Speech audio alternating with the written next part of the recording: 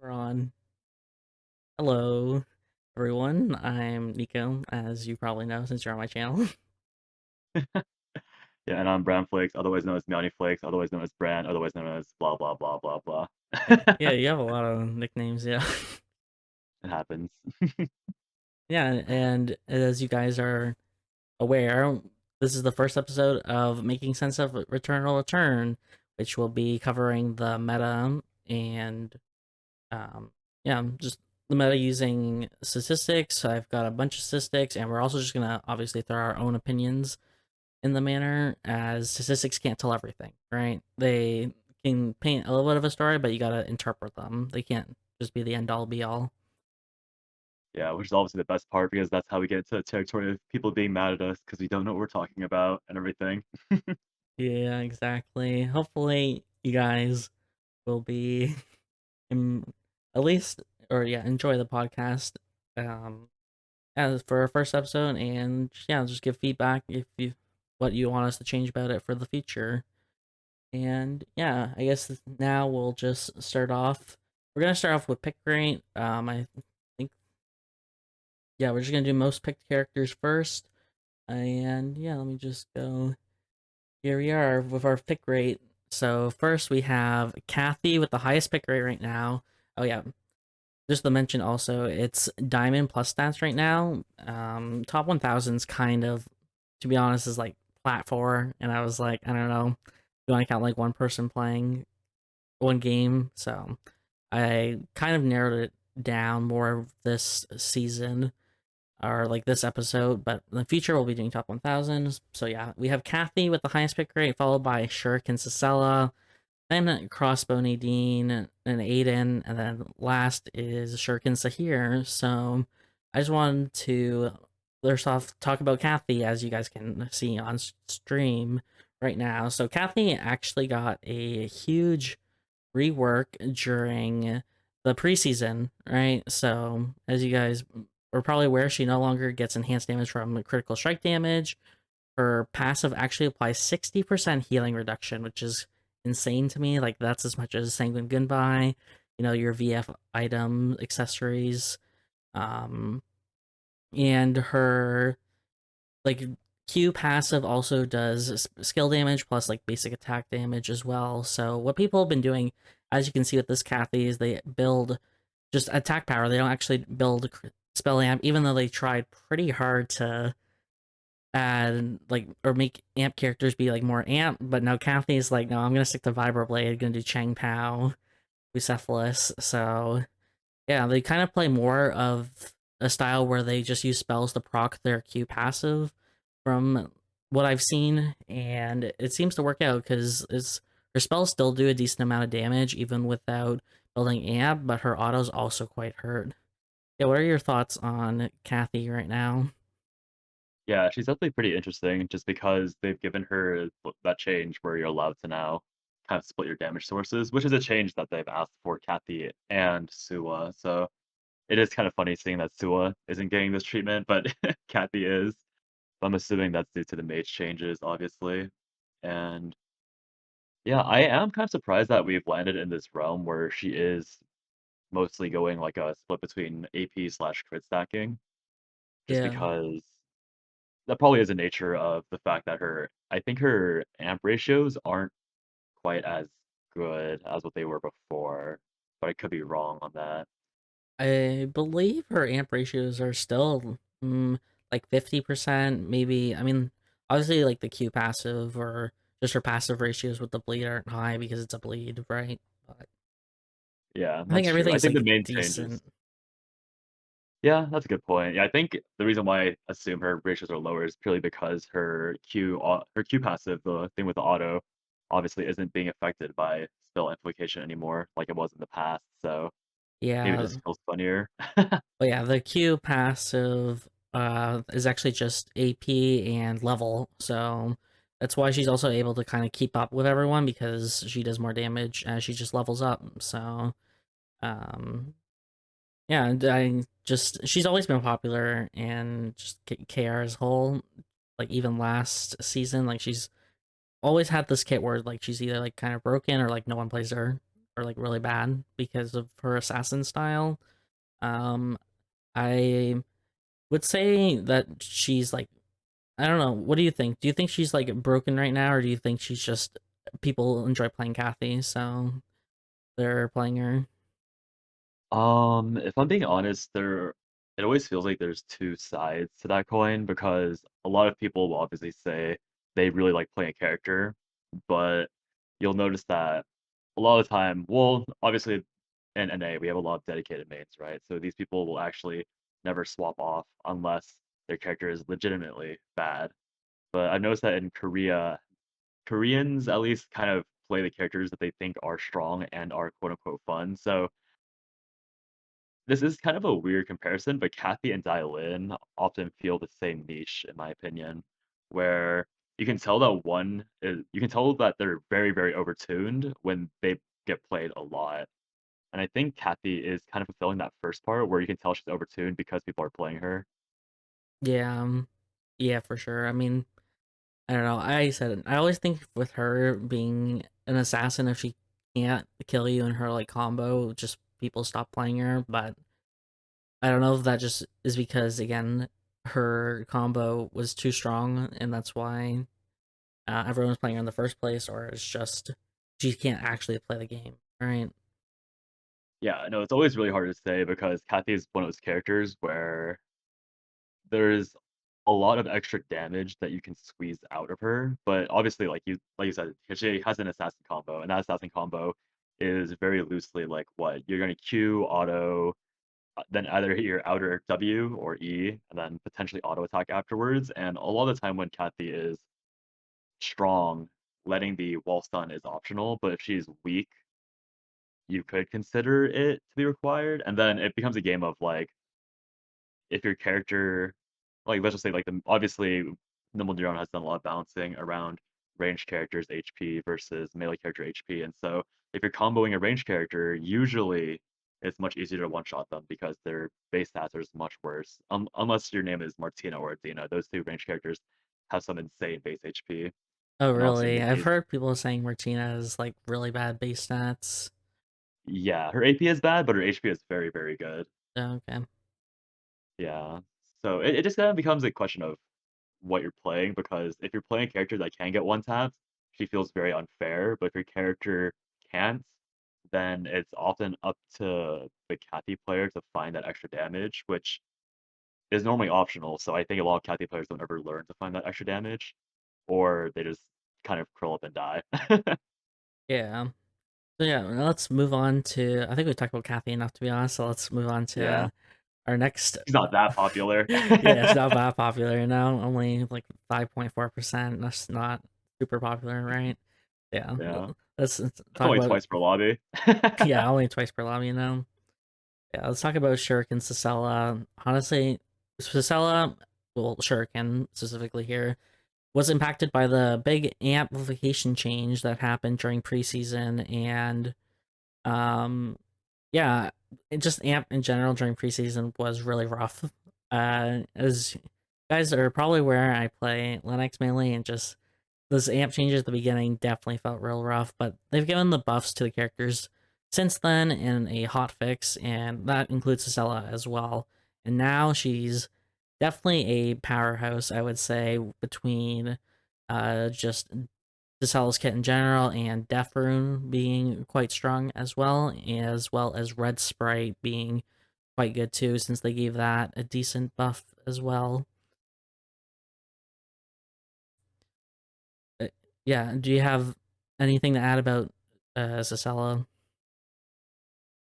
Yeah, I was thinking about just all the changes that happened. As you mentioned, they had the kind of game-wide amp rework, and a lot of characters were kind of in the gutter afterwards. And so Nimble Neuron had to really kind of like it. I don't want to say it was kind of just like a coin toss for who got what buffs, but you could tell that certain characters got healthier number adjustments than others. And you could argue that Cicella was on the healthier side just because obviously Death Rune was compensated very, very healthily for its amp. Like if you look at I forget the numbers exactly, but I remember someone comparing Fireball to Death Rune, and Fireball. throw and shuriken obviously are Yeah, I remember 2 that. completely different weapons. Yeah, but it's like fireball has like what, like 60 less AP for Yep. barely better amp for what was it? Level 15 and above. So Yeah, you can what's tell that certain weapon types are just way more favorable. yeah, like what's the difference between amp between shuriken and throw? Do you know at all? Like, is it a decent margin or I just want to say that the amp values themselves are very close, but I think it's the AP that actually kind of makes the difference most of the time. But then if you look at the transition amp items, like well basically it's just death rune, right? Death rune is much better than fireball yeah, for almost sure. completely, and there's no other amp transition throw item. Period. Yeah, there's no other amp transition throw item. So if you're looking at fireball, which is it, and then shuriken has Well, death it's rune just different for and shuriken too because they changed yeah. Sudarsana. Oh, that's right. I was thinking like Suderson's the auto type one now, right? Yeah, that's the Chloe one, which I Yeah, think it's we'll the be one they did going for into Chloe. later on. But yeah, that's a very interesting change in my opinion. Yeah, it's definitely fun watching how they handle transition weapons because a lot of transition weapons, they I mean, I think Dainsleif is a classic one, where if you look at Dainsleif, it's pretty absurdly strong. And then even if you look at force core weapons, like well, I guess this is kind of old now since they've redone Frag Rack. But if you looked at Frag Rack, like the four score version versus Cerberus, you could tell that the old Frag Rack was just way better than this new four score Cerberus, or even just a lot of the four score weapons that exist. Like they just don't seem to give equal transition weapons equal stat weights. Not saying that Dylan deserves like obviously I don't think we're gonna talk about Dylan at all, but I think Dylan's super strong and so she doesn't need like a higher quality Cerberus to be fair. But it's funny Yeah, knowing that technically if you look at how weapons are treated, she should have gotten access to a way better Cerberus than what she has yeah, access to now. yeah. I do agree, but yeah, it's Dylan, so you know. No, do not buff Dylan, please. Yeah, I'll just also just throw Shuriken Zahir out here. I know he's like fifth, but it's honestly pretty similar to Sisela. They both pretty much build the exact same items and are impacted by the exact same changes. Other than, of course, Zahir plays a bit differently, needing to land skill shots for hit the like for his whole entire kit. But like item wise and just like amp, they're both amp characters. I think they're both equally strong and just Defern again and Red Sprite. I believe he does Red Sprite. I probably should have double checked and maybe he does Vamp instead. But yeah, anyways, they're pretty similar. So just Defern being strong, and you have of course the Shuriken characters. I think all of them, Hedgen as well, are just incredibly strong right now. Yeah, and the common link they all share is Deathrune, obviously, since as we all know, and as we've reiterated, Deathrune is a little overtuned compared to its other transition item counterparts. I guess the interesting question will be if they choose to nerf Death Rune first, or if they nerf all the, if they even get around to it, nerf all the Shuriken Amp characters. Yeah, I wonder because I'm assuming they'll just change Defern, but yeah, they might touch all the Shuriken characters in general, like their scaling. But yeah, let's now talk about Crossbow Nadine. Nadine during preseason actually got a huge change to her stack gains. Like they pretty much doubled all of her stacks except for like I think bears, which I mean it was at 9 stacks originally, and they got changed. I think up to like 17 or something insane, like maybe 15. I don't know, something incredibly high, and so her damage kind of went through the roof, I'd say. And then they did nerf crossbow armor pen by a little bit, and then they kind of changed how, and they also nerfed crit too, which crossbow Nadine is one of the crit characters. And I'm trying to think what else they did actually like nerf her stack gains by a little bit, but it's still higher than it was last season. So yeah, what are your thoughts with Nadine this season and just animals in general with her? Yeah, they definitely, or I think they already nerfed the stacks because I know that chickens were at 4, now they're down to 3. I think preseason or before season 7 they're at 2. I Yeah, forget the exact numbers. Like you said, they did some ridiculous changes to Nadine stacking, and it was really funny because the amount of stacking basically the degree of stacking buffs they gave essentially meant that you got a free 100% skill amp, Yeah, the equivalent of it, right, for yeah. season 7, which was really crazy. Which actually meant that, ironically enough, if you built pure tank attack speed Nadine, your damage output from stacks would be the exact same as if you had built 100% skill amp, with like very very small differences because obviously there was still skill amp scaling, but it was very poor for Nadine. And I think it's hard to say if Nadine, like how this change actually affects her, because the popular way of playing Nadine right now is just pure crit and playing crossbow, and then rely on over like again, speaking of overstated items, Stronga got minus what minus 6 AP in the recent hotfix. No, on the God knows recent that was one. enough. Oh, Yeah, okay. yeah. It Yeah, was it went from like 98 to 92 AP, which is ridiculous for any weapon. yeah. Isn't like what the spears are higher than that, but it's spear, right? So Yeah, it's uh, pretty crazy what she can do or what she has access to. yeah, I just find everyone's not playing bow. Like I know bow is the more amp based one, while crossbow isn't. Um, but it's just I don't know. I guess it'd be because of well, yeah. Just I guess we'll talk go on the top of with crit with the nerfs of crit, right? Um, but sorry, I was just looking at G work just dying to this Kathy here. Yeah, I know it's pretty funny. His um, future hit. There he goes. yeah. But anyways, with crit, like, do you think the changes were enough to crit? Do you think auto attack is just as dominant? As we've been talking about, we have all the shirking characters being super dominant right now. Yeah, I it is hard to say because I haven't personally gone into the replays for the new cross-Benedine stuff, and I haven't really seen too many clips. But I know that previously, or I mean, we've all seen old clips of cross-Benedine when she's strong, right? She walks Yeah. up to you, autos you like 4 times, and you die if she has ult up, and she has some decent farm.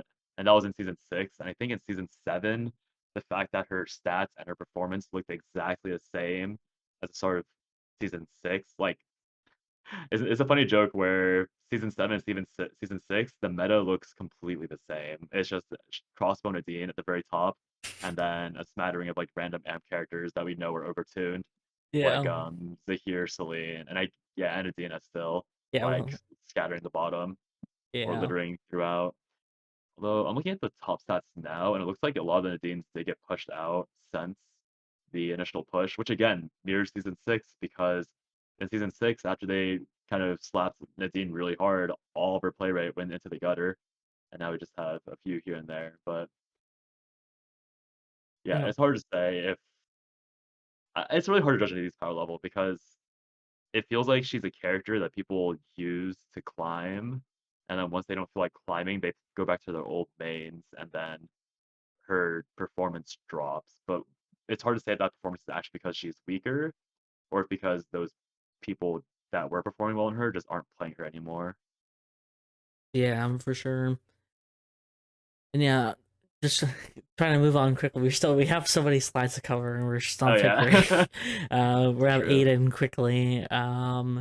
Yeah, honestly, I just looked through the patch notes briefly, and I saw Aiden got a bunch of buffs, even though like Aiden wasn't an AMP character before preseason. Like all his AP stuff got buffed, but yes, you could argue like, oh, they've changed how AMP works, so obviously like, you'd be impacted even if he doesn't build AMP.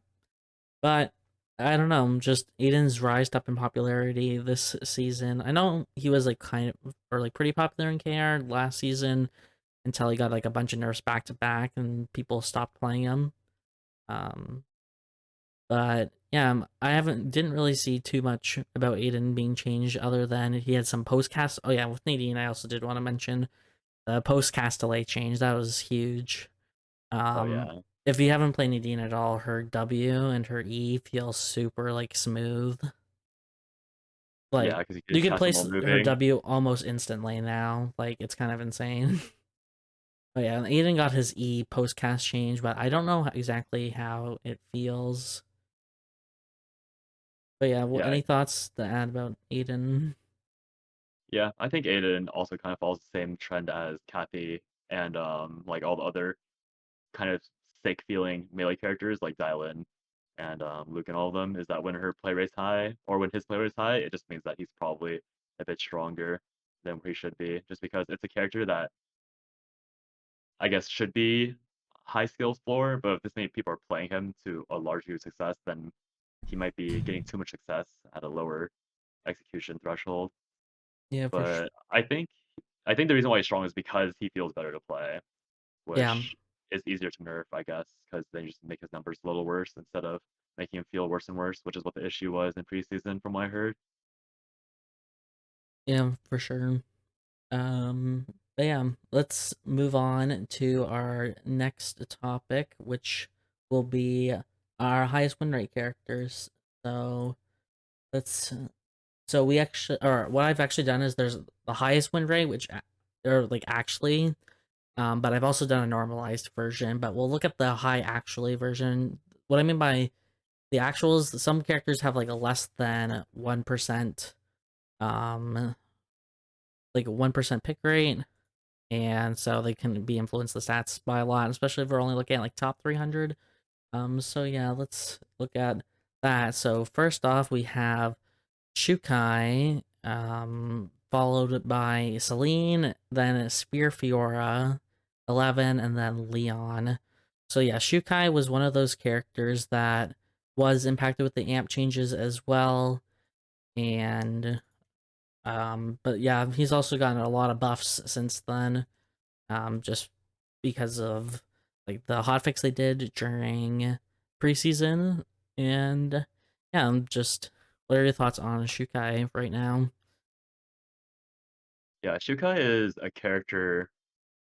I mean, I personally don't like Shukai. I I'm personally of the opinion that his macro, like I know a lot of people say his main difficulty is the cooking stuff, but I think that difficulty has really eroded into almost nothingness since his stacking change with the movement where he now needs to stack to a cap instead of permanently. So whenever he's strong, it feels kind of interesting because it to me it feels like more people should be succeeding on him, but he's so unpopular that it's not like many people play him to Yeah, begin with. yeah, for sure. And just also with Dagger, the newest thing actually with Dagger is they added a transition weapon for it. There's now Eclipse for the amp character. So I Yeah, think the karambit knife.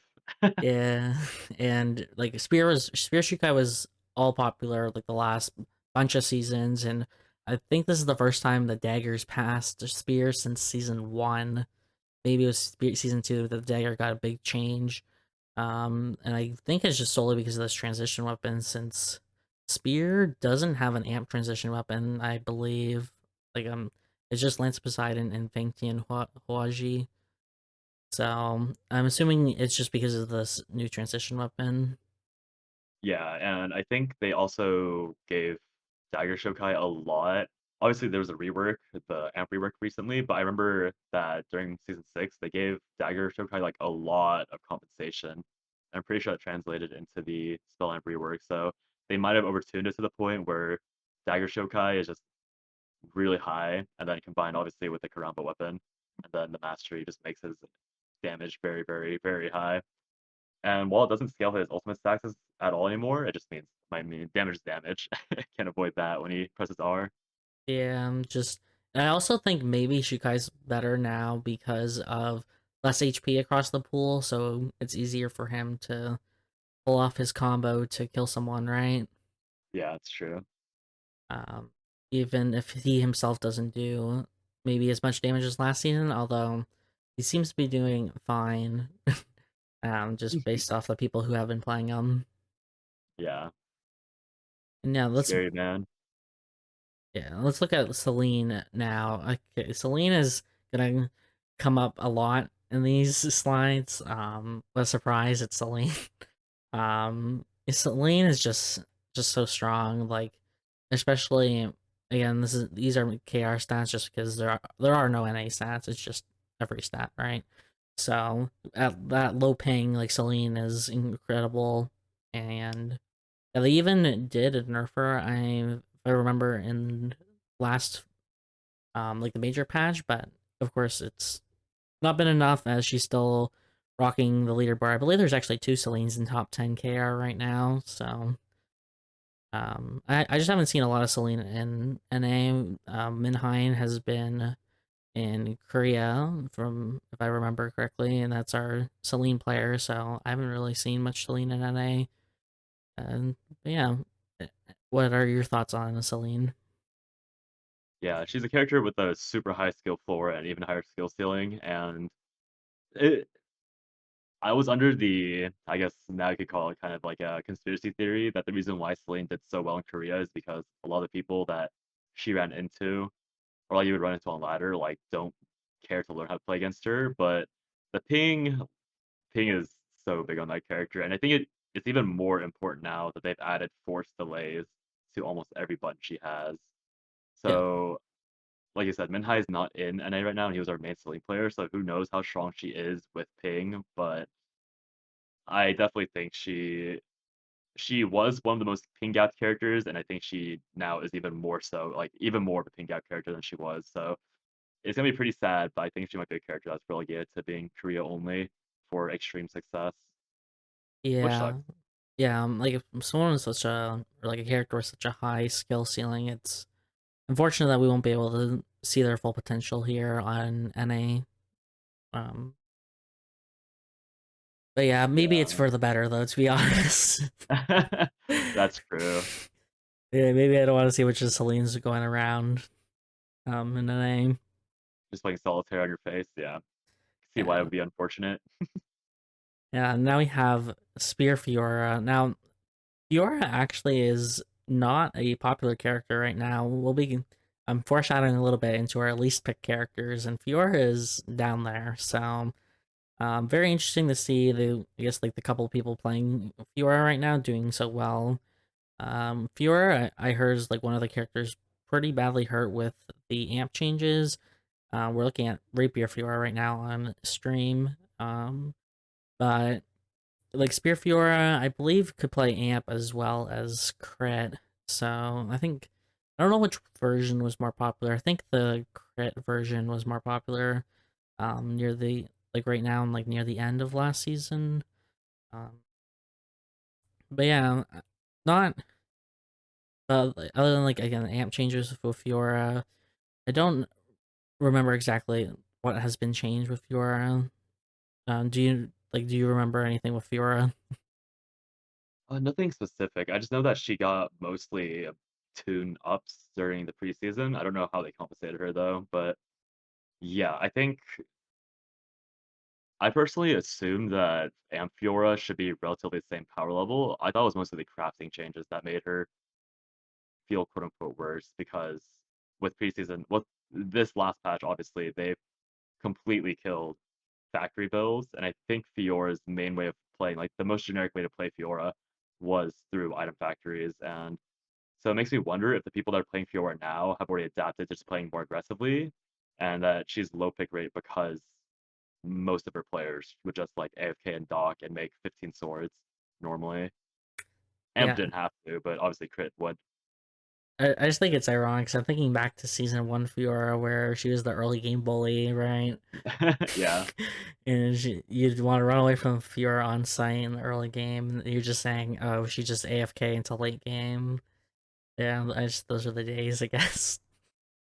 Yeah, we might be returning back to those days where she bullies you early with the case of if it's crit, I'd be surprised if it was Amp Spear then. Yeah, it's just a different flavor of Fiora bullying you. Yeah, I guess the thing with Anthem did get changed was Gentian Silver Gun got buffed, but my understanding is its stats compared to 18-foot spear are like minimally for like a mithril item, and I've seen a lot of people complain about that as you did Yeah, mention with like transition item stats, some of them being better than others. yeah, I'll be honest, I think that comparison is kind of I think people that are complaining about that are being really silly. Obviously, there are way better transition items, but my opinion is that all of those should be being nerfed. Like the Gentian, they're complaining about a weapon upgrade that's 20 AP and like another movement item worth of stats. I think that should be the minimum, or like that should be the maximum for transition items. Again, we could talk about Death Rune. We don't want every transition weapon to be death rune quality, right? I feel like Gentian and 18-foot spear is a much healthier, um, I guess like power difference because 20 AP is that's a lot of AP. That's Yeah, like that's that's what two Shah Jahan to Gojins. auto arms. Yeah, I don't know why the suggestion is to make more transition weapons stronger. Like all that means is that your character is forced to make that transition weapon, and then if your character can't win without it, then no one will be forced to buff you early game so you can't compete for it. Maybe that's just the long con actually that I think about it. Maybe the entire reason why they're complaining is because they want their character to be buffed early game and late game. And yeah. I mean, doesn't It, everyone want their character buffed just in general? yeah, that's true. It's just silly to see people say you should buff my transition weapon because it's so weak, and then the transition weapon is just totally fine. I don't know. It's just silly to me that people complain about that sort of thing. I guess the counterpoint is that um the Spear of Longinus, the and Blazing Lance are supposedly better upgrades, but I mean, Spirit Longinus is a VF weapon. Like yeah, you have to consider the rarity of the transition item.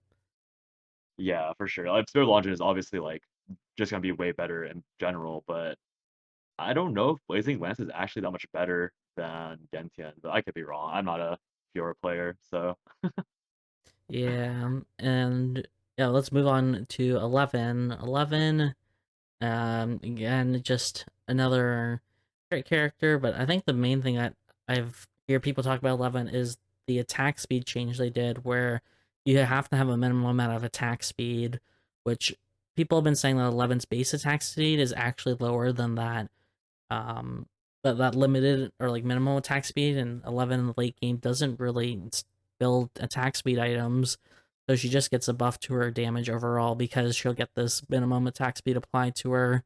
But that's all, and other than crit being nerfed, that's all I've really heard about 11. I guess the thing was, oh yeah, the weight of the world did get changed to no longer be like an amp with focused impact, I believe. That one was right? They changed that to yeah, just being a critical chance weapon now. So no more, I guess, amp 11 in that sense. They'd have to go to Fang Mace. yeah, they're like fake mates only nowadays. Or Well, Evening is there Star, anything else? Oh yeah, Evening Star. which would be the upgrade. Um, Yeah, but other than that, I haven't. Have you seen any 11s at all this season? And I guess just in general or in NA. I've seen a few 11s running around in houses, kind of being a terror. But it seems just like very normal 11 behavior. Also, the thing with the base attack speed, I think once 11 has weapon mastery, it doesn't affect her because I believe I don't know. do hammers have attack speed scaling? I think they do, right? That's a great question. I almost want to say they do, but I'd be very surprised if 11s in general didn't run at least radar, myth shield at the end, which should be enough to put them over the minimum. So I don't know. All I know is that 11, her crit gameplay has always been very much the same, where she just walks at you and then she'll try and like RW and get all the damage out. So I think she can still do that, so she seems fine. And I haven't really seen much to contradict that. And I guess the win rate does kind of correlate with that, where if she gets her items, she just becomes a force of nature. Yeah, and now let's talk about our man Leon. He just got buffs across the board to like everything.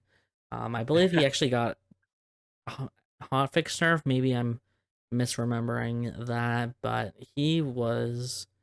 Yeah, you can see he's quite strong right now. Just at least with win rate rise, and yeah, just the buffs to all his scalings, including amp, all like his passive, all the stats just got buffed in general. So, anything you'd like to add about Leon? Probably nothing. It was kind of inevitable at this point, right? We all saw him getting buffed like 3 times per patch, so it it's no surprise that he's gonna be strong at this point. Yeah, I always just say Leon is like the Leon and Yon players always like mix or go between each other. Yeah, Um, whoever's so stronger, they just swap. yeah, so I guess they're all on Leon, and eventually once they nerf Leon, they go back to Yon. Yeah, or then Dylan, or then Nikki, whoever's stronger. Yeah, just all the Gulf characters. Maybe it's a hot take, but all of them, maybe except Nikki, like play the exact same. I just Yeah, you could just I use the think same I build on all agree. of them, and you'll be Yep, fine. pretty unfortunate, but it's what it is. Yeah, and now let's look at some of the normalized stats. So the normalizers, they have to have at least a 1% pick rate to be considered. So yeah, we can see here we still have Celine. So yeah, Celine has at least 1%. And then Adina, Echion. I forgot to put the weapon symbol beside Jackie for this one image, but it's Axe, just by the way. And then we have Felix. We already talked about Celine, so we're not going to talk about her again, but we have Adina. On it, I heard Adina was actually fine during preseason, like even with most of the amp characters being nerfed. I heard that she was actually quite fine, and yeah, as you can see, the Adina's doing fine as well. And ranked too. Just and I think it's also with Red Sprite being really good as well. That just helps Adina. Uh, Yeah, I think Adina's kind of a character that benefits because no one knows what she does, so they'll just lose to her because they get spammed out.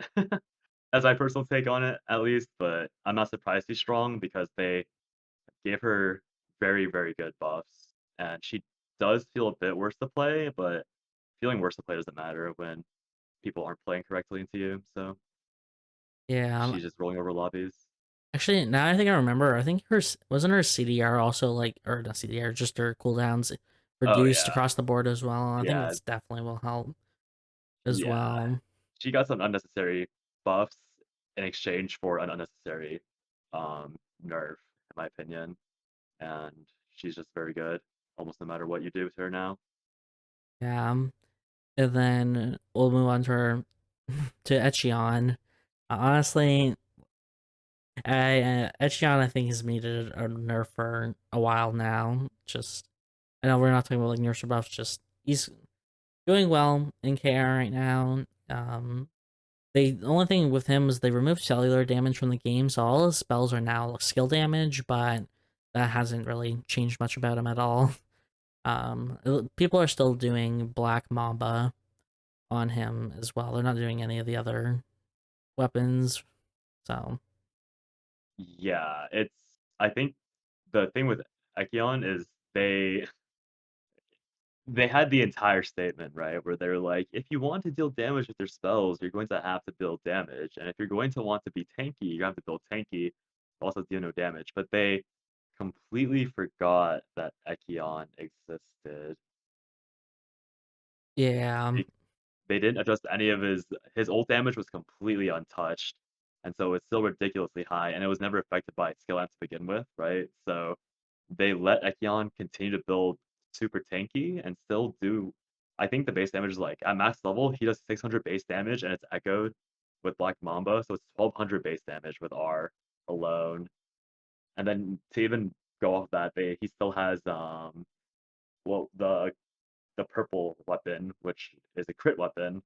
So he can also go crit if he wanted to. So he has like so many options, and his base spell damage wasn't touched, even though Nimble Neuron explicitly said, "Hey, we're gonna nerf this. We can't do this anymore." But he's the sole character who dodged that philosophy.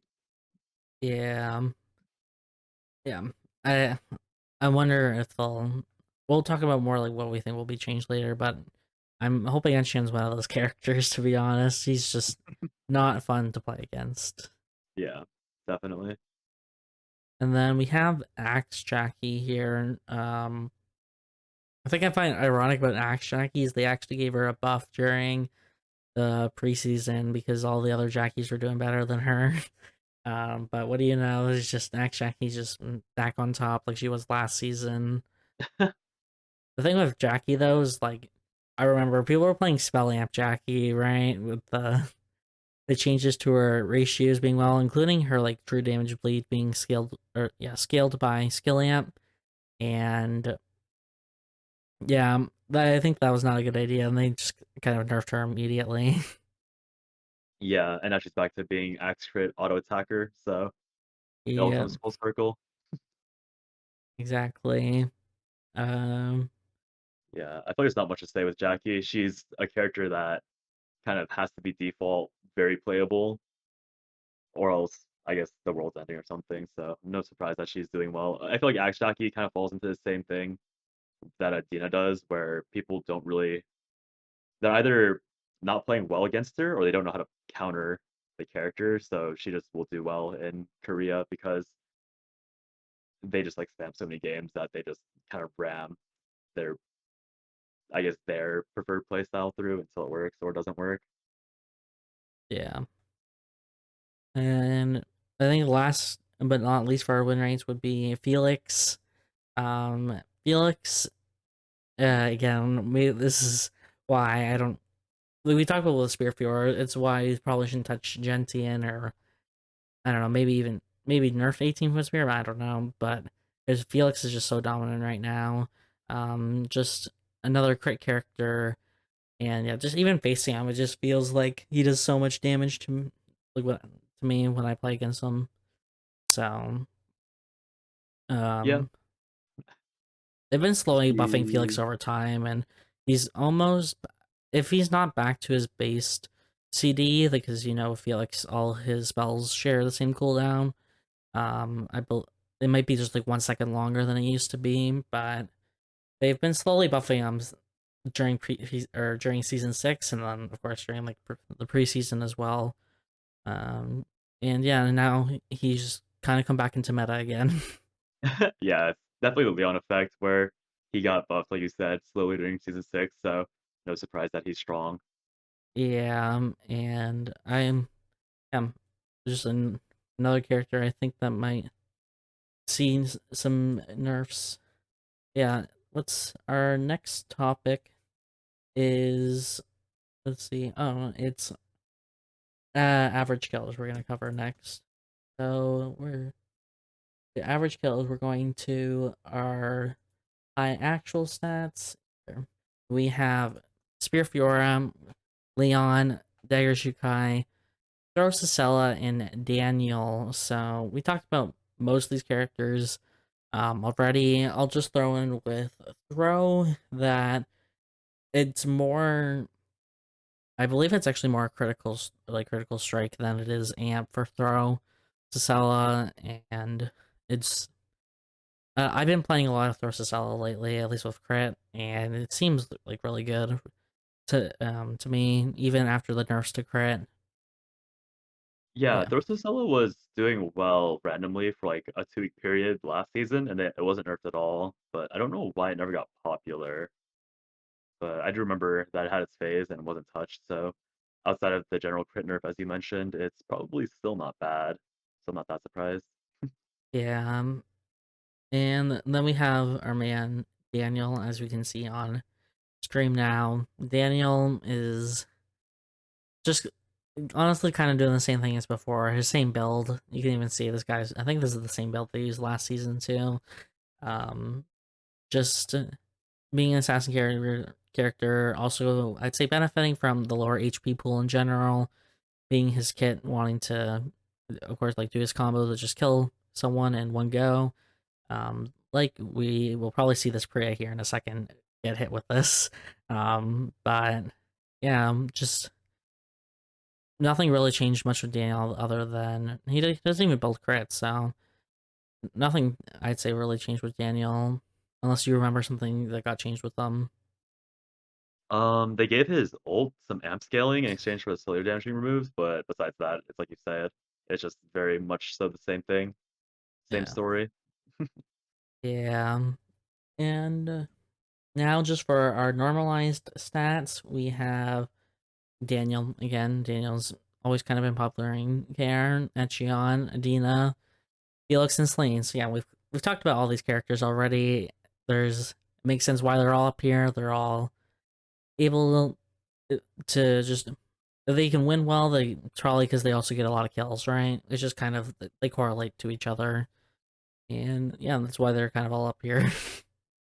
Yeah, pretty much. They've done a good job of nerfing routing builds so that if you win a lot, that means you probably kill a lot. Yeah, and there's just Used of to course be there's like a a few exceptions like Nadine. I'd say still kind of doesn't really kill much, but generally wins a lot. Yeah. But yeah, most characters it is affected by how many kills you get, right? So our last high stats we'll be looking at now will be average rank. So we have our actual average ranks. We have Dagger Shukai, Spear Fiora, Bo Nadine, Celine, and Alex. I believe actually Dagger Jackie was tied for Celine and Alex, but I just didn't have enough slots on the board to show her. So yeah, Yeah. um, I'll just I guess we'll just briefly mention like Bo Nadine because we've already talked about Crossbow Nadine at this point. It's just I find it interesting that Bonadine has better average rank than Crossbow, right? Because Crossbow has crossbow skill and is able to kind of like get away from people, at least in my eyes. So I find it a little bit ironic that Bow is a better rat than Crossbow, but maybe it's just because Bow's taking less fights and farming animals more. Yeah, I'd probably assume that too, because I feel like with crossbow, you're encouraged to run at people since you're strong at almost all points of the game, but bow, you're definitely waiting to scale until late game, and then maybe like you just die at seventh place when it's full final zone or something. Yeah, and then Alex, because it's the only character we haven't really made point of here. Alex has always been really good at getting a high rank. He's often I guess one of the nerfs to him would be the weapon factory because for Alex you're often building multiple weapons because you need them, right? It's like part of your kit to switch between weapons, but this nerf I believe it impacts him, right? I don't think they did anything specific for Alex. Um and yeah, just his kit in general allows he has so many tools to get away from you that it allows you to place high in general as well. So I think he's just not putting himself in dangerous situations because he's crafting weapons and also just having a great kit to escape from people. I know they've been nerfing his kit a lot to prevent uh, him from like routing as much, but obviously it's not working because he's still one of the best rats it seems. So Yeah, anything with Alex is interesting. Alex, You yeah, pretty much said it all, so nothing much to add. Even when he's bad, he's good at ratting.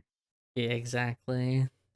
Yeah, our normalized stats we have Celine here again, Alex, Axe Jackie, Emma, and Crossbow Nadine. So Boney didn't have a 1% pick rate, that's why she's not on here, but Crossbow actually did, but it's still one of the highest average ranks.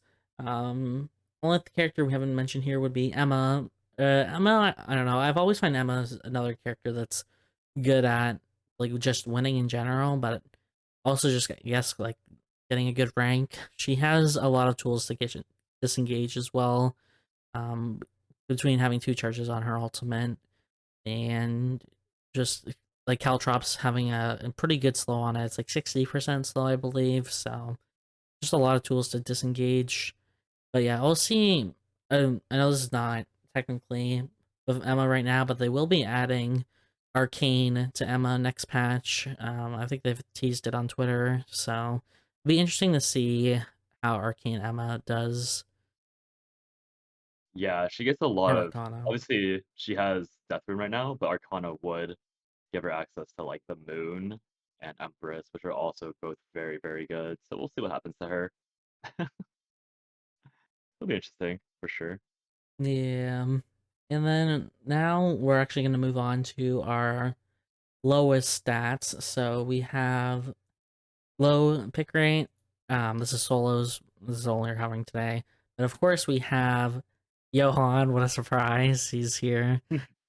Priya, Marcus, Barbara, and Rio. Um, yeah, not too much for me to add about Johan. If you guys don't know about Johan, is that he's like a support character. So in solos, he doesn't have the damage to keep up with the majority of the cast, if not all the cast. So he's not played in solos at all. Makes sense, right? It's just you're gonna see him in duos and squads where he's actually quite good. And then we have Priya. Unless you have anything to add about Johan. No, nothing. Just yeah, he's the team's Teemo character. Yeah, and then we have Um, Priya is actually a character I wanted to talk about. Um, who sorry, yeah, Priya actually got like a huge buff during preseason, and she was actually like a dominant force. So they ended up nerfing her in one of the hot fixes. Um, yeah, and I think they may have even actually no, I think they nerfed her in the major patch, and yeah, she just kind of dropped in play rates incredibly. But I heard in care she was like a menace in um during the preseason. Did you see like Priya at all during preseason or even I guess now? Yeah, I've seen her do some pretty monstrous stuff, but I didn't see her necessarily super dominate that often. But I do know that people don't like being bit at by a mosquito that actually stabs you, which is what Priya was probably doing, and they had to make some pretty justifiable nerfs to her. I believe it was her Q, and Priya kind of locks into this character where I think she could be such a skillful character, but the way Nimudon has buffed her, it's kind of made her very toxic because they could have buffed her E. They actually have barely buffed her E. Her E hitbox is still wrong, like visually incorrect. Oh It doesn't do, really? yeah, it's been incorrect since her launch and they have never fixed it.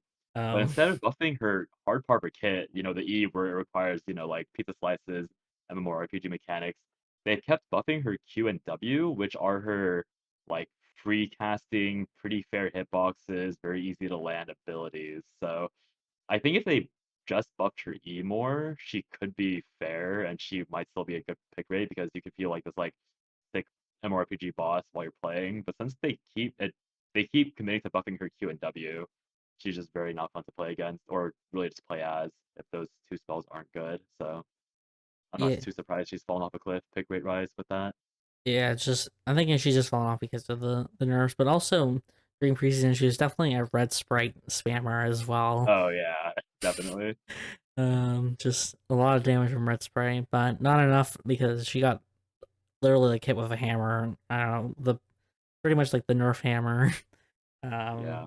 They were uh, sick of her. yeah. Oh, there we go. There's the Priya we just passed. Yeah, Kyoya let's go, actually. yeah. uh, uh yeah. Now we have Marcus. Um, yeah, Marcus is. I don't know why they differentiate between no pick rate and 0% pick rate, but that's what Dak did when I was doing my research for these like these overlays. And yeah, Marcus, he got a pretty big buff during the last patch. To now he has like what, like a 7 second ECD, um, and just he generally stacks like a bit of CDR as well. So I think it's gonna be close to like 5 seconds, right? Which is kind of insane for your dash ability. But a little bit surprised that no one's really playing him in high elo right now in KR. Be interested to see if they do something about it or if they're just gonna hold off on Marcus. Yeah, I think Marcus, I mean, like you said with the club characters, he kind of runs into that kind of like very ratty play style for the most part, where he's like a melee bruiser. So to me, there's not very much reason to play Marcus if characters like Leon are strong, because I think I've seen a lot of Marcuses lose to, you know, Crosswind Nadine or Air Isol or like very right-clicky characters. But I'm Yeah. sure Leon one-shots them. So why would you play the person who could lose to one-shotters or to right-clickers when you have the alternative right there? Yeah, exactly. And then Barbara. I think Barbara's an interesting character to talk about because of the amp changes. Um, I've heard that she was hit quite hard with the changes originally. Um, but I haven't heard too much about Barbara. I know she's always been an unpopular character in KR. This is not new. She's always been like quite low, but normally, um, her other stats are like either like above average or just like average, which is why we haven't really seen Barbara until now for this low pick rate. But she's still doing amp drone from what I've seen, and yeah, I don't know. Have you seen any like Barbers lately to like really add on to this? Not really. I know Arx and Genix complained that she didn't do damage, and I think they might have given her a bit more, but it's hard to say. So I think it's just a gun. uh, I guess her like main, her Korean main isn't playing her because she feels not great to play, so her stats fall as a result. Yeah, that's completely fair. But yeah, the only other character I find interesting here is Rio. I'm surprised Rio's not being picked more, considering from my understanding of Rio is that her um it's people are playing her in short bow right now. That's what I've heard. I haven't seen it really for myself, but I've heard short bow is at least viable. I don't know if it's the meta for her. I know Care last season was playing her in short bow actually. Um but I'm just surprised that she's not really picked here. The big change with her is that she doesn't have amp scaling on her passive anymore. They were just removed that completely, and just did a slight nerf as well. Even though she doesn't do critical strikes, it's like obviously like her kit is around like revolves around critical strikes, so um that might have slightly impacted her. I'm just Yeah, I think the thing with her is that there's not really a reason to play her since she's just a weaker crossbow Nadine. Do you think I so? A weaker crossbow. I mean, Yeah, because if you match effect, because I don't think with the removal of Mythical Quiver, oh yeah, that's a big change oh with her too. Yeah, yeah, so I think it's just hard. I think Rio requires more care to play like early on than Nadine does. Like Nadine, when she plays crossbow, she's pretty strong no matter what phase of the game. But Rio, she does require some scaling for the most part, unless you're just a really, really good matchup for her. So yeah, to me, that's kind of what the issue is for Nadine specifically, or for Rio specifically, is that when everyone's trying to climb, there's no reason to play Rio because she's just a less efficient climber. yeah. Like my understanding of like Real, at least last season, was like she played for Wick, and if you didn't get Wick, it's just kind of you fell off. Yeah, Um, and yeah, I'm just I don't know. Considering how many skins they do for Rio, I'm assuming they make so many skins because she's popular, and her not being popular is just very surprising. But I guess with them, I forgot about the Meth Quiver change, but that makes complete sense. yeah. Don't worry. Give it like 2 patches, she'll be back in the meta before you know it. Yeah, I'm sure they'll probably rebuff her to be meta, and people will complain once again. Yes, we need. If someone's not complaining about Rio, then it's not a total return. Let's be honest. Yeah, and then the actual last thing with pick rate is actually going to be the actual stats. I just skipped weapons that had a higher whip pick rate. And this is mainly Fiora. We did kind of touch base with Fiora before, but this is 2H and Rapier being lower. We've kind of talked about Spear Fiora a bit.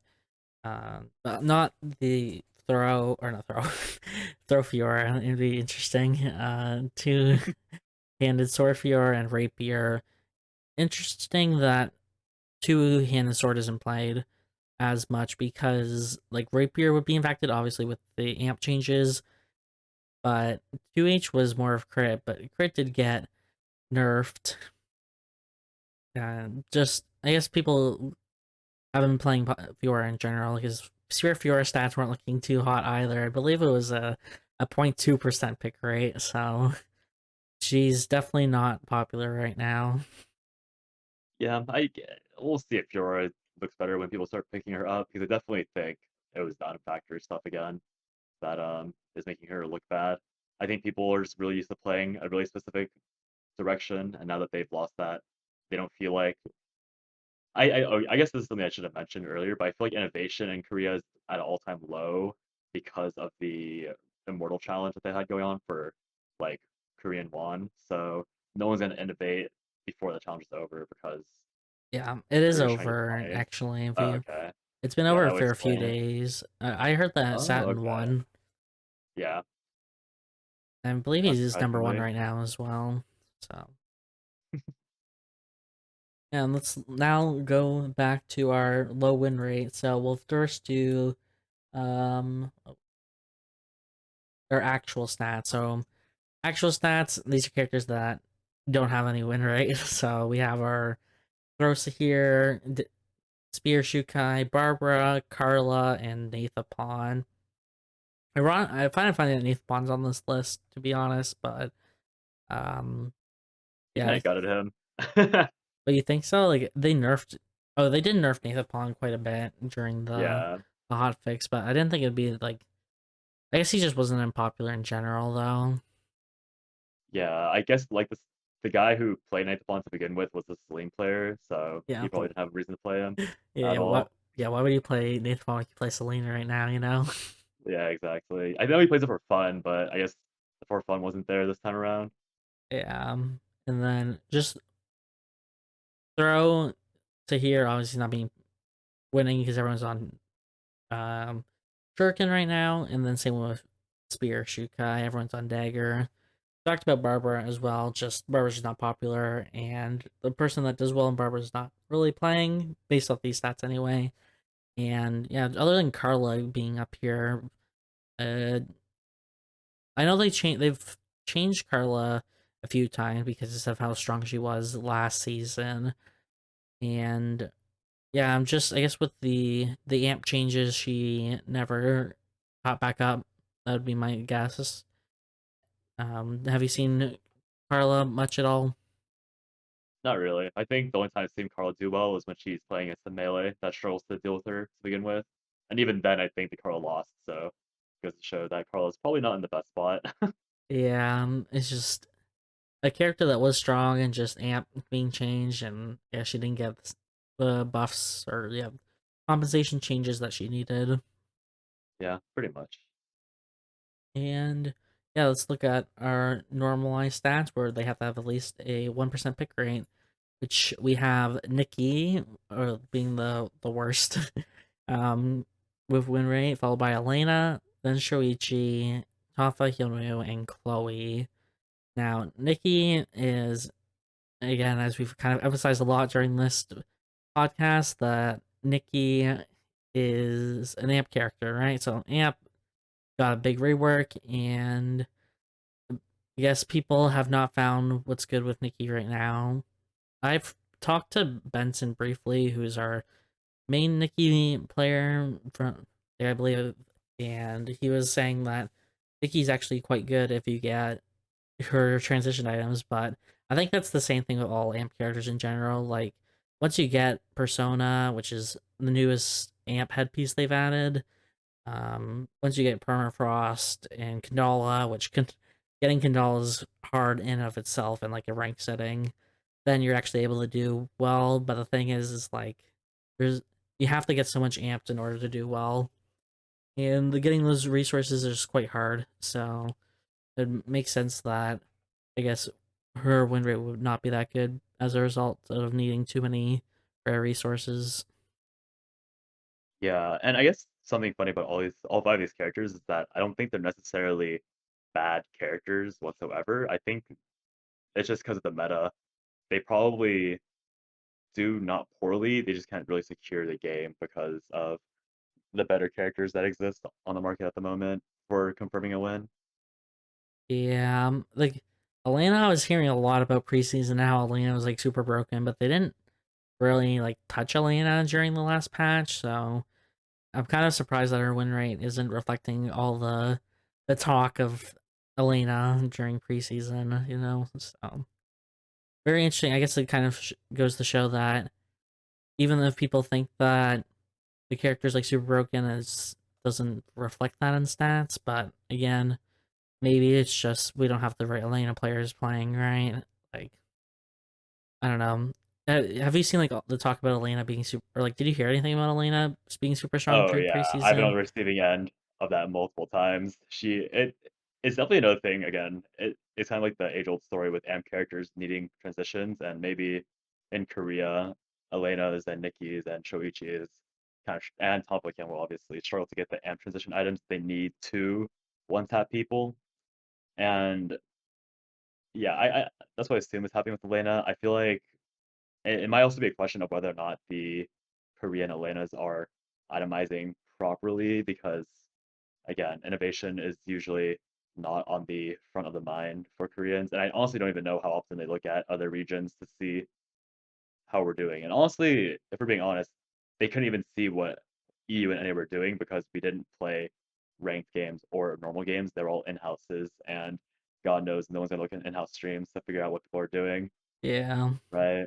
So we'll just see. Maybe Elena's power level will go back up to where most of the community expects it to be after a while, but she is definitely doing much worse than I also expected just because of how strong her freeze combo was these days. Yeah, and then now we have Shoichi, who is also impacted with like the eclipse being added as well, and I know he got a few nerfs because of it. Like at least I assume it's because of it. Um, yeah, I was just kind of surprised to see him this low, but I just wonder if because of the decent pick rate, that's like a couple people are actually doing well and everyone's not doing as well. But I don't know. Like Shuichi's always been like super popular in Korea, just especially because he's so ping related. So it could just be that there's just so many people playing him that his win rate's not that good. Yeah, I can see that. That seems to be pretty normal with Sushi after all. This seems very like this win rate percentage seems very on par for what he usually has. Yeah. And then we have Tonfa Hyunwoo, which again you kind of mentioned with Nikki, just another amp character who needs like amp transition items. With Tonfa you need like Jitty, isn't there Jide, which is a 4 score, so it's even harder than like what with Nikki, who'd only need a tree for her transition item. And if you want all the amp transition items, it's gonna take a lot of rare resources to get compared to like a lot of the auto attack characters who only need like 1 or 2 transition items to be fine. Yeah, The last actually kind of find interesting here is Chloe. Like I thought Chloe would be like really good because of the change to Suitor Sana. If you guys don't know, Suitor Sana got changed to be an auto attack transition, which now has a vigor on it, which is the same as what Wonderful Tonight, which is like Heart's main guitar transition, and um, what is it Juggernaut? Or yeah, I think yeah, it's Juggernaut, which is um Estelle's main weapon, and also I think some Marcus's use it as well. Um, but yeah, so I kind of find it interesting that her win rate isn't quite high to reflect this because what I've seen of her, at least in I've only really seen her in Cobalt. She seems to be like quite strong once you actually have the Suitor Sana, but maybe people are struggling to get it. I don't know. Have you seen much with Chloe? honestly, not really. I think if I had to guess, I would assume that she's just being outpaced by stronger auto attackers that are contesting the items. Because yeah, like you said, with Sudarsana becoming the bigger item, you'd expect her to do much better, but there's always a chance that she just has people competing with her that are ever so slightly stronger, and therefore her stats just kind of fall over. And as a result, I always think of Dyla in these situations because back in season 5, Dylan was quote unquote bad, but it was Jackie being super good that made her quote unquote bad. And the moment Jackie was nerfed, Dylan just kind of ran everyone over. So it's very likely that with a lot of these characters, something similar is happening where they're just being suppressed by one popular counter, like one popular pick. And once that pick is gone, everything's over. Yeah. And next we are gonna look at average kills. So we have you can see we have Ava actually, which are looking at on stream right now, with the lowest average kills, followed by Throw, Sahir, Draper Fiora, Glove, Hyunwoo, and Air Aya. Now, my understanding of Ava is actually she's quite strong. That's what people have been telling me. But I mean, there's I don't know the skill. What do you think of like the skill ceiling for Ava? Like, um, I don't know. Do you think it's just people not having like proper spacing, or it's like easier to get on top of her now, or um, Yeah, I personally think that it's just easy. I think with the damage being so high, the way she performs is that she engages you off screen, right? So you have to be like she has to fight you off screen no matter what. yeah, And then assuming she's just not obviously transition items are a thing, so if it comes down to it, if she has too many, it doesn't matter what happens because the game is balanced around transition items. So you Yeah, have enough, then she might just win outright. But assuming you guys are on even ground, if she doesn't fight you, like if you see her before she sees you, for a lot of the characters in this game, that means you one shot her, yeah, which is not the best, obviously. Like we just saw this gameplay of this Ava. I think she's been an alley for like the past 5 minutes because she understands that if she leaves this area, she loses console vision, and if she loses console vision, she's just dead. And maybe she's leaving now for something else. But it's just I feel like it has to be the awareness that's her main factor. If your awareness is poor, you're gonna get jumped and you're gonna get killed instantly. And if your awareness is good, you have to play around the map very intelligently so you don't put yourself into a position where somebody finds you before you find them. yeah, yeah. So it makes sense to just kind of zone camp. Um, but yeah, I guess if you do just like zone camping, your result would be low kills because you only have so many people passing through your zone, right? Yeah, exactly. And then I guess Glove Hyunwoo being low kills kind of surprises me, but again, it could just be because our glove characters are everyone's playing Leon right Yeah, now. I'm honestly surprised that it's that high. Usually it's lower than that, Uh, ironically enough. oh, really? I think it's lower Yeah, than. usually it's 0.6. Yeah. Oh, jeez. But another surprise here is our AR Ayas on the low kills.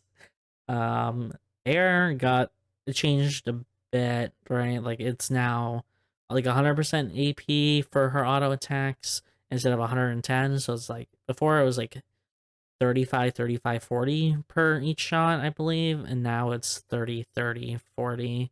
But they did give some basic attack amplification as a buff, or like a compensation buff for AR.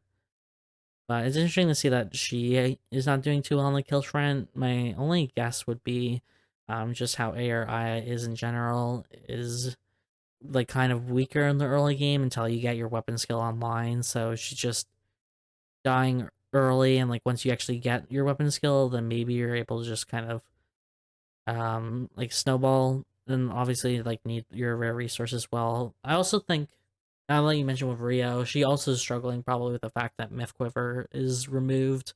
So that extra attack range probably hurting those auto attack range characters more now than compared to last season.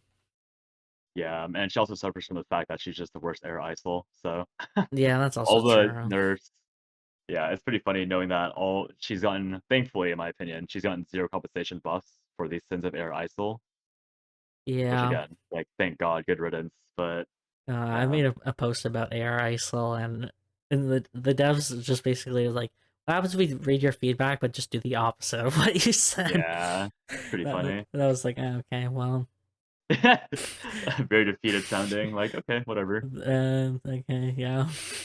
I mean, I don't know. I think you go. What is it? You reap what you sow, isn't it? Whatever. Yeah, pretty much. And yeah, then our normalized average kills is looking like you still have ARIM. People are actually playing her, so it's not that there was like one person doing bad on her. Elena with low kills, Tafa Hyunwoo, Crossbow Nadine, and also Tafa Yan. So we've talked about all the other characters, but Tafa Yan. So Tafa Yan was just added this. It was added during preseason, right? So it's interesting to see that Tonfayon is not doing well, but it could just be because Glovyon is better, right? Have you tried Tonfayon at all? Not really. I personally see Tompayon as kind of a useless addition to the game because his kit doesn't really function with Tompa whatsoever.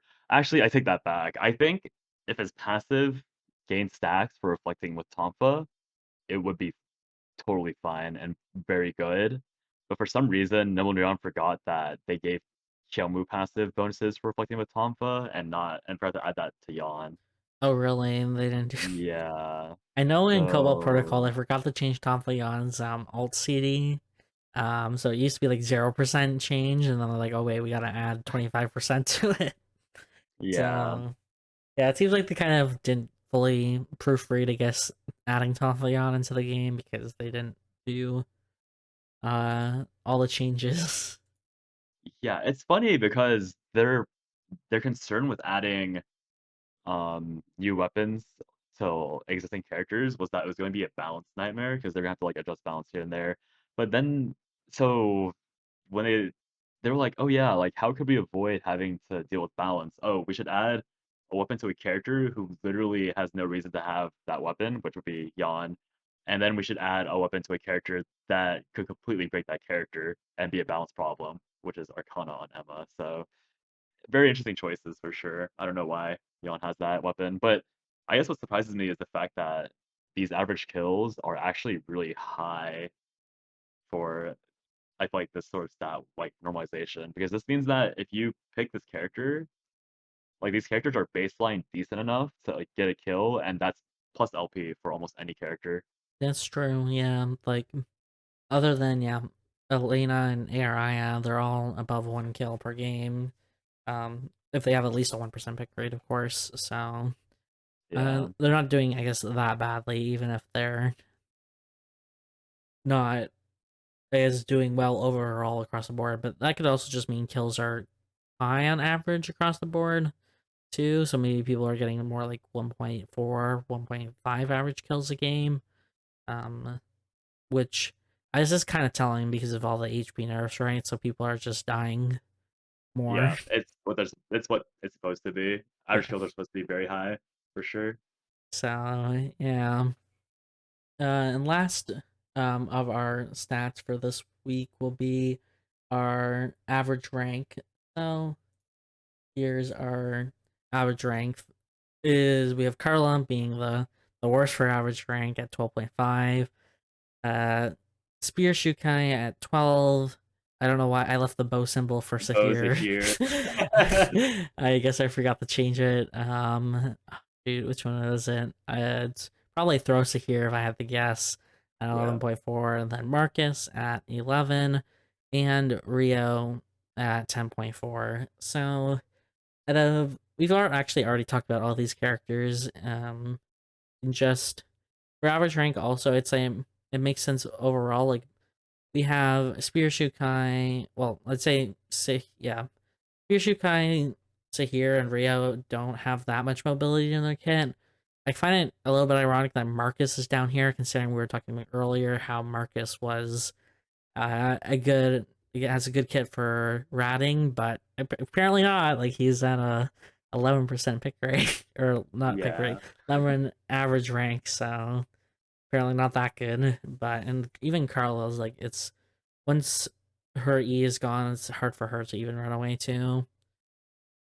Yeah, my assumption is just that I think a lot of these characters showed up in the low play rate as well. So my assumption is just simply they got picked once, did poorly, and then got off. And so what the direct we're seeing is probably where they just died. Maybe they played like 2 games, died early, Yeah, and called it a that's day.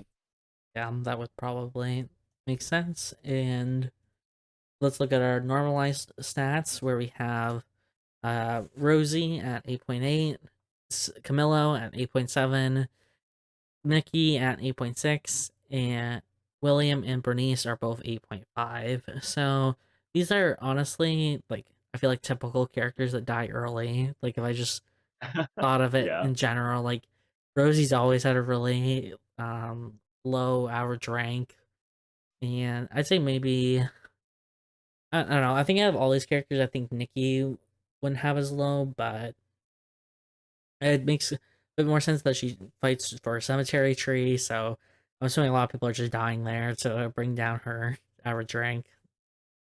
yeah. I think the issue with Nikki is probably the fact that Senator Tree is probably being contested by Dina, and I think Dina, even after her nerfs, kind of just eats Nikki up for breakfast. So unfortunate for Nikki. I'm sure that once Adina gets out of meta, her stats will look much better. But until then, she'll be struggling. Yeah, and yeah, that's all for our stats for today. But we have a few more things just to cover. We've kind of talked about them throughout the cast, but I just want to mention like what do you think are the strongest items this week, or I guess the last few weeks? Yeah, so I think the easiest one, I mean, yeah, you mentioned already, Death Rune is just such an easy pick for being the strongest item. Potentially one of the strongest weapons in the game for what the cost is. So in my head, the two strongest weapons by far, or I'll say three strongest. Three strongest weapons by far would be any of Ekion's upgrades. Death Rune and then Empress would be my personal choice because all of those are first night acquirable, and the power upgrade on them is equal to, if not more, than many mithril upgrades that exist, which is a day two acquirable only. Yeah, that's true. Um, for me, like I do agree with you. I was also just thinking of items in general. Like I think Taproots is probably like the strongest shoes by far. We don't know that like Taproot's got a bit of a buff to its CDR. It went up by I think 4%. Um, and the big thing about Taproots being stronger is not because Taproots actually got stronger, but it's because Glacial Shoes got worse. Like Glacial Shoes amp scaling is incredibly bad right now. It's like 25 plus 2 per level, I believe. So it goes up to is it two, it's either 2 or 1. Maybe it's only 1 per level. So it only goes up to I think yeah, it Yeah, goes it's up gonna be horrendous. to 45 amp. I believe maybe it's 55 again. It's not good compared to Scotty, which is like fixed at 80, somewhere between 80 85 amp. It's incredibly bad. And actually, Iron Maidens are better than Glacial Shoes right now. So all the amp characters, if you're like, oh, why are they going Iron Maidens? It's because they're better than Glacial Shoes at this point Yeah, in the time. irony. But Taproot's the thing is, Cabana's amp is so strong. It's at 90 amp, and again, Scotty, as mentioned, is like somewhere between 80 and 85. So you don't really want to give up your slot for Prominence or Queen of Hearts, but you have Taproots, so you can just slot that in. If you're wearing Crown already, like you're already at the cap for 40% CDR. Yeah, I guess that kind of just blends right into the weakest items. They're talking about glacials being pretty unfortunate to have to build for an upgraded boots. Yeah, yeah, glacials are just not good at all. Just do Iron Maidens. It's a tree meteorite, like same cost at the transfer console. Just if you need better shoes to get Iron Maidens over Glacial shoes. And I think another change that also is really strong is red shoes. And this is because of the newest thing they added was basic attack healing reduction in this patch. So I think the stats on it are quite good. So like your amp characters are gonna go taproots, and your auto attackers are all gonna go red shoes now. Yeah, I think that was probably one of their least advisable buffs they could have made to red shoes because it was already something that a lot of people would just build on the boot slot. Actually, no, I guess it's competing with Burgundy now because they've deleted holy orders from the auto attacker playbook. Yeah, So to make it compete with Burgundy, they had to give it something absurdly strong. Because even now, I think people are still choosing Burgundy over swapping Bucephalus to Red Shoes. That's that's that's actually crazy to me that Red Shoes, even though it has this massive buff to it, you can still make the argument that auto attackers would keep Bucephalus and make Burgundy. yeah, or I think they're mainly doing Hermes, but I think Hermes are maybe like just fine as is. Like Yeah, they have 25 defense, which is like only 10 more defense than EOD boots at this point. But it has the tenacity on it. So that's what a lot of people use it for because there's so many CC or characters with CC in this game um, that you want that tenacity for. yeah, for sure. Uh, Yeah, it's crazy how boots work. It just the boot slot is so overloaded with good transition items that yeah, even though you said red shoes tap roots, they both exist. But if you already have Hermes, then maybe just don't swap off of it, despite the VF shoes being so good. yeah, Huh. maybe this is a hot take, but I think actually Hermes is the worst shoes right now for like upgrade. Oh, fine. Besides glacials, glacials are the Yeah, worst by yeah. far. I think Mithril. If you want just defense shoes, I do Mithril boots. Like Mithril boots have 37% attack speed on them. Like if you're and they have 18 defense, so you're losing 7 defense from Hermes, but you get the same movement speed and you get 37% attack speed, which is what a lot of these auto attackers want. No, yeah, the boot slot's so overtuned. Wow. That's Uh, crazy. you say that, but I think the myth or the head slot is also quite overtuned as well. Like we have Persona, which is added. I think Opera Mask is super strong right now as well. Like the stats on it are insane. I had this. Like this is off the top of my head, so I believe it's 15 attack power, 15 defense, 65 skill amp, 25 Omni Siphon, zero point 0.1 movement speed, and 200 max SP. So Yeah, sounds about right for Omni for that item. it's a very overloaded item. But then you think of everyone, like all the auto attackers using Elysian Halo right now, with its biotic infusion.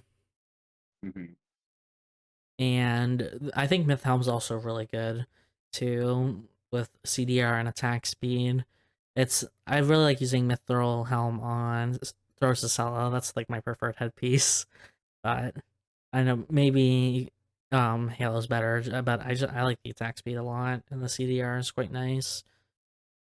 And then of course we have Persona, which is just added as well. So honestly, it's just I think head slot and shoes are kind of the overloaded items right now.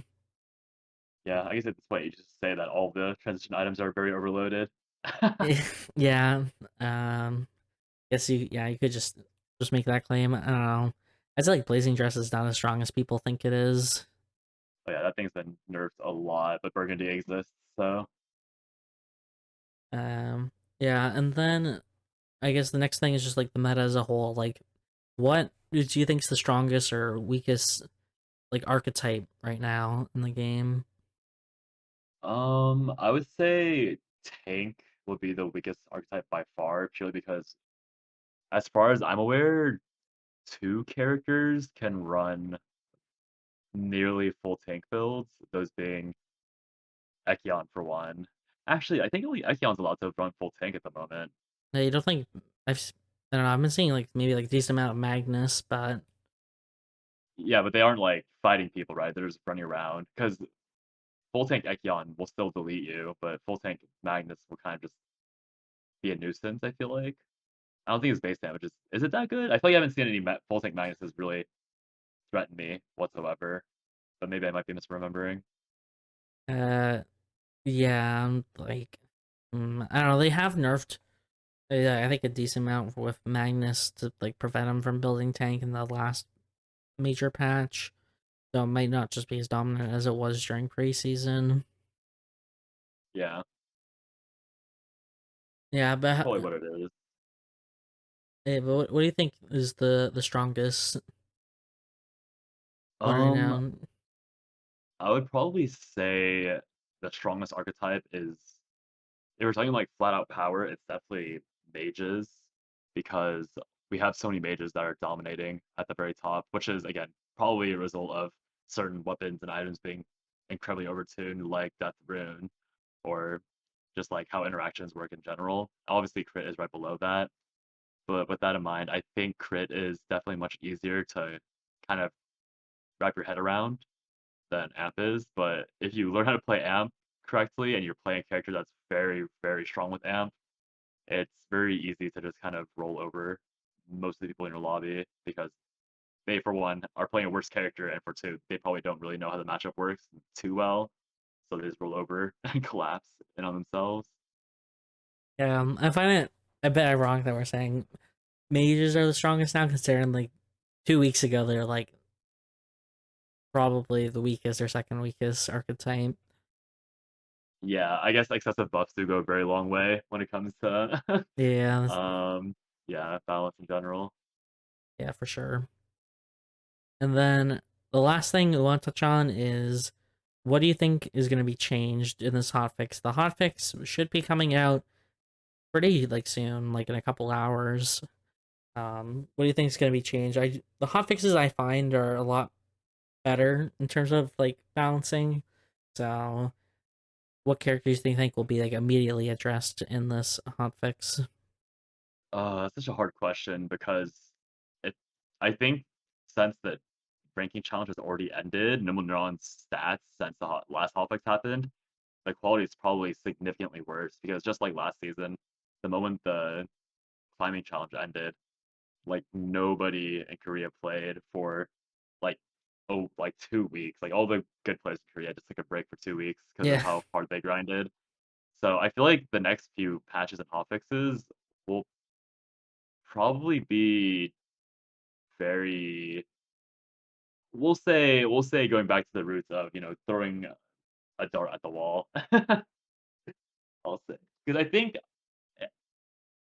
I don't expect this to happen, but I want this to happen. I want Death Rune to be nerfed, obviously, yeah, and I would like certain amp items to be tuned up and down. So like Scotty being toned down just a hair, Cabana being toned down just a hair, and then maybe like all the problematic characters that like that auto people down in 2 shots, or like in the case of Adina and Celine, maybe they redo some stuff that made them more toxic. But I really doubt that's gonna happen in a hotfix.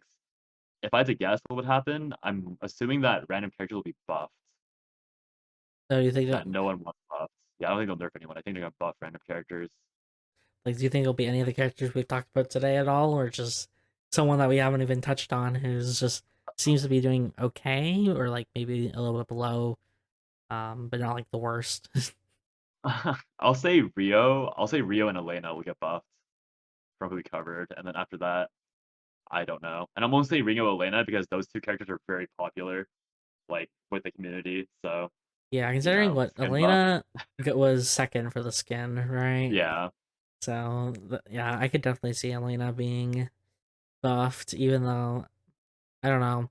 I still have mixed feelings on Elena. People are saying, "Oh, Elena's so strong," but the there are stats are saying, "No, she's like weak." Um, but for yeah. me, I definitely have to see how she's played to make that opinion, honestly, yeah, for Elena. yeah, and for me, I'd say I think Felix will get nerfed. I think, and there's other like I still think Celine will actually get touched again. I think you mentioned that though as well. Celine, you said Celine, what? Celine, Adina, Echion, or Echion. Yeah, Um, those would be my three preferred nerfs, but who knows if they'll do that. yeah, I could see Leon being. Actually, we have Kathy still as our pick grade, so probably Kathy. Uh, yeah, Kathy. Gosh, what's he said? Yeah, Felix and Leon. But again, Leon is, but he didn't really have like the highest pick rate, right? So it might just be like Celine and Felix that get touched. Yeah, there's really so many characters that they could touch at this point, but we will genuinely have to see because the stats have probably changed a lot since the challenge ended. So who knows what they'll do. Yeah. Um, if there's any questions from chat you guys want us to cover, or like do you think we missed something, feel free to just message something in chat if you have a question, or I guess even a statement that you'd want us to talk about before we wrap Yeah. up.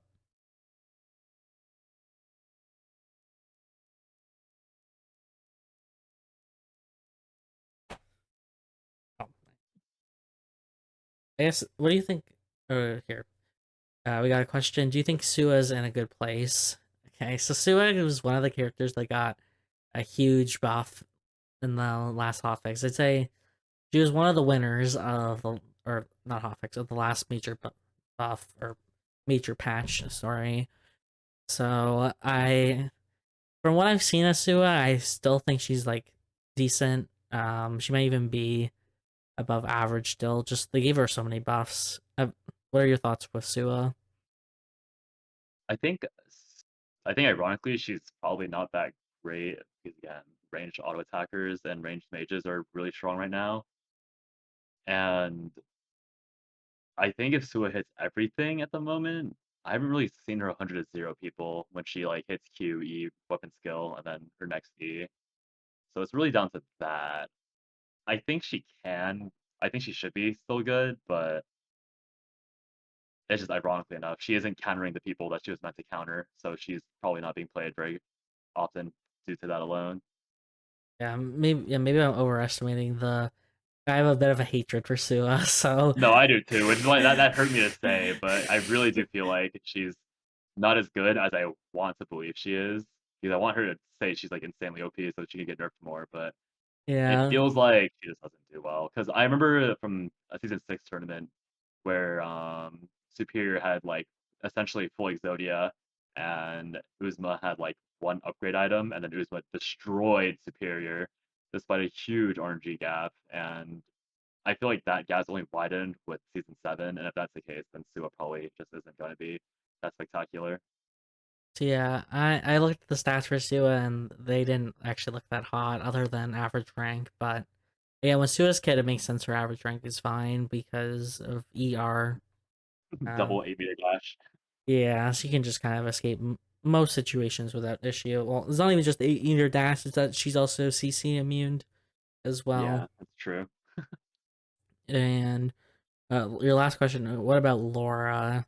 Okay, so Laura's well, okay, the thing with Laura and just I guess amp characters because right now she's playing amp more. Didn't they also change something with like Laura's passive as well? Um, Yeah, I feel like she's also bugged. I feel like Laura's always oh, bugged, oh yeah, so they're saying that was during the was it during preseason that the people were saying she was bugged, or is it at the end of season 6? I think both, but I don't know if she was fixed, so But I will say, just as like me playing Lennox as a whip character, Bloody Ninetales is really good right now. So its base stats 120 amp, and it goes up to 160. So just think about Cabana being 90. It's almost double. It's basically two Cabanas for a weapon. So if you get that Ninetales, you are in a pretty good spot. But looking at Laura, I can basically say her win rate's like above average at 21 right now. Let me do diamond just in case.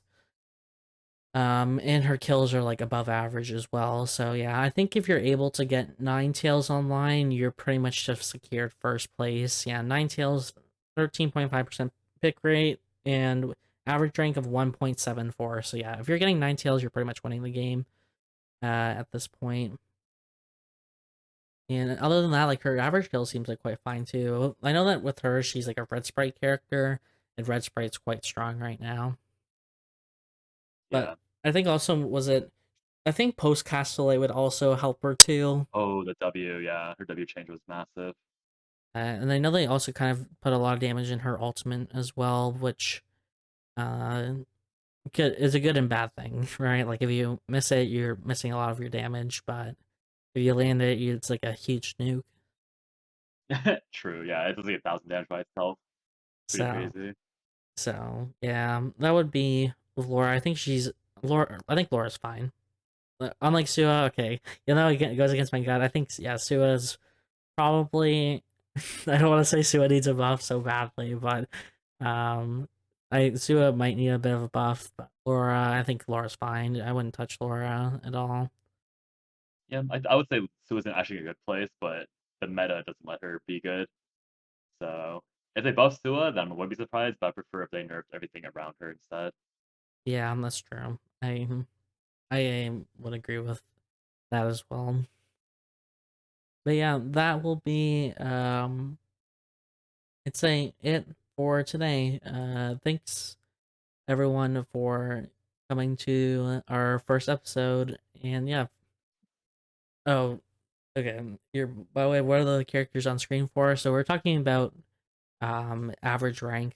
This is one I've left them on screen. I could take it off now because we're done with that, but they were the average rank. These are the lowest average rank characters that have at least a 1% pick rate.